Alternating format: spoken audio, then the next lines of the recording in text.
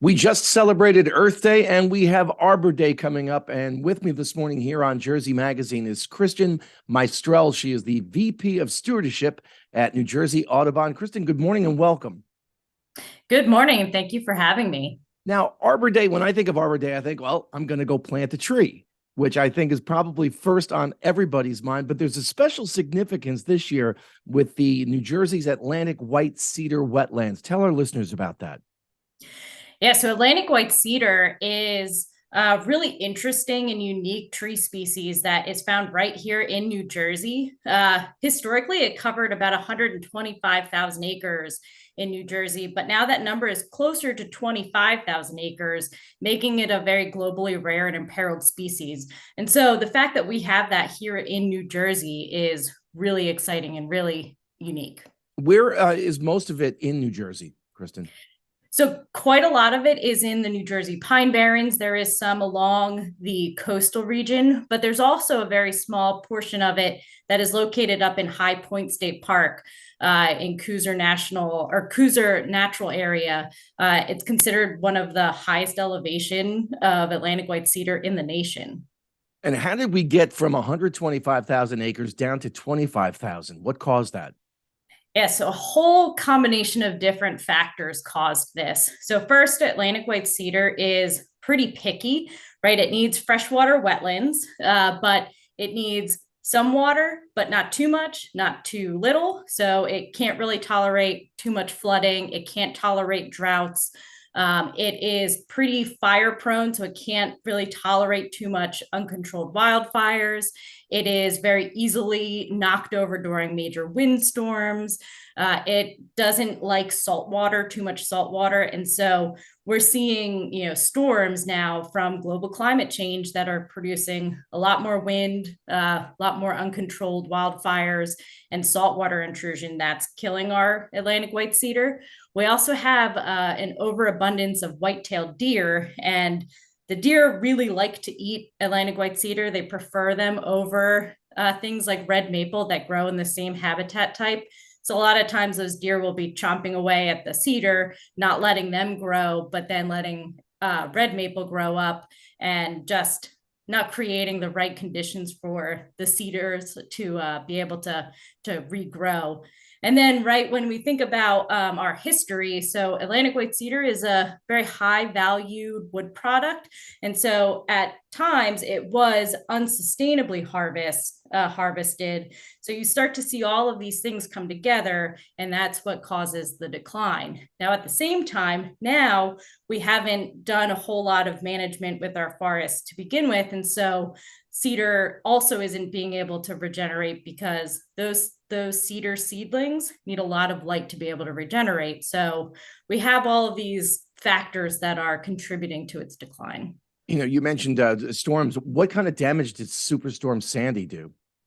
Yeah, Superstorm Sandy did quite a lot of damage. So not only do we still see the effects of Sandy, what is it, 13 or 11 years later, but we see areas of cedar that had been wind thrown, so areas that had been knocked down from wind damage. And then all along the coast, we see what are called ghost forests now. So that is when Hurricane Sandy came in, pushed in a lot of salt water. That salt water got into the Atlantic white cedar and killed it over time. And so you now see these massive dead standing cedars, which are the ghosts of the cedar forests. Yeah, if you drive into South Jersey, I know you can see the remnants of that. And of course, we just in the last couple of weeks had two really serious forest fires in this state, one up in West Milford and then one further to the south, which obviously are devastating. Yeah. I mean, so in the New Jersey Pine Barrens in southern New Jersey, right? So Pine Barrens are fire adapted. So, they need quite frequent wildfires. There's also northern hardwood forests up in North Jersey require some level of wildfire.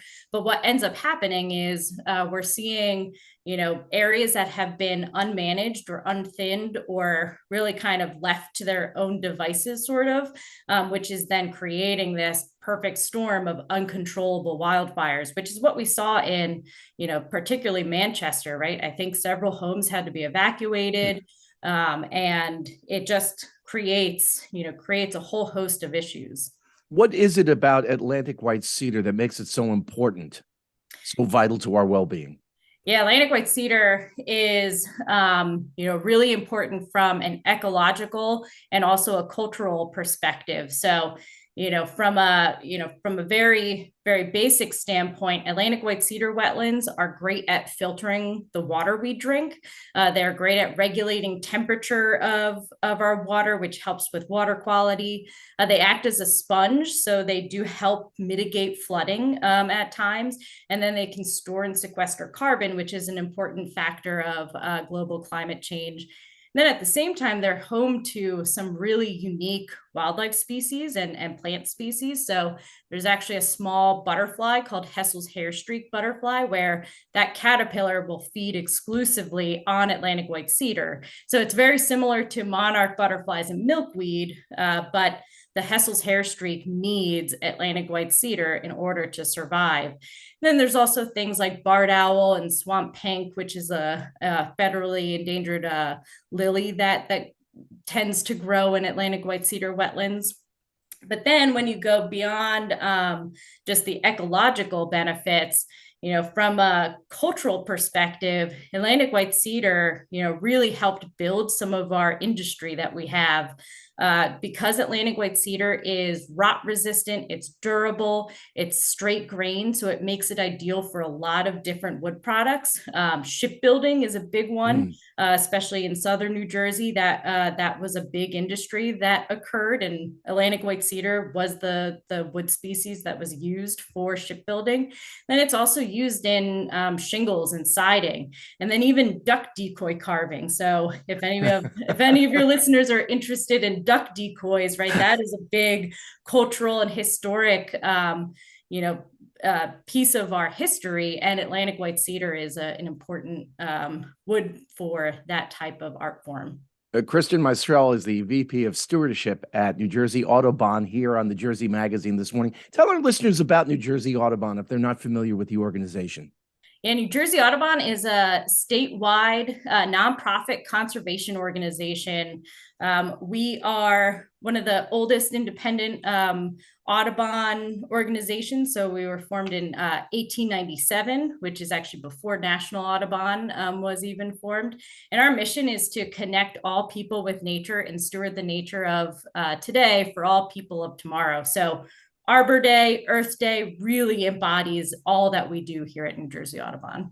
And for WDHA listeners who want to get involved this weekend, if not Friday, but maybe Saturday and or Sunday, what should they do? Yeah, there are a whole suite of different things that they could do. Now, we have a program called Garden for Wildlife, which helps to provide some information about creating a backyard habitat right in your own backyard. And so listeners can go on our website, which is www.njaudubon.org. They can check out the information about that to learn how they can create their own backyard wildlife habitat. There's also several different federal programs that are available as well that New Jersey Audubon helps to connect people with. So there are things like the Working Lands for Wildlife, which is a program through the USDA that we help bring to private landowners who are maybe looking to do something on a much larger scale, but then really just getting involved, finding a volunteer group or a day where you can go out and actually plant some trees, do some, get your hands dirty, and really, that all goes a long way.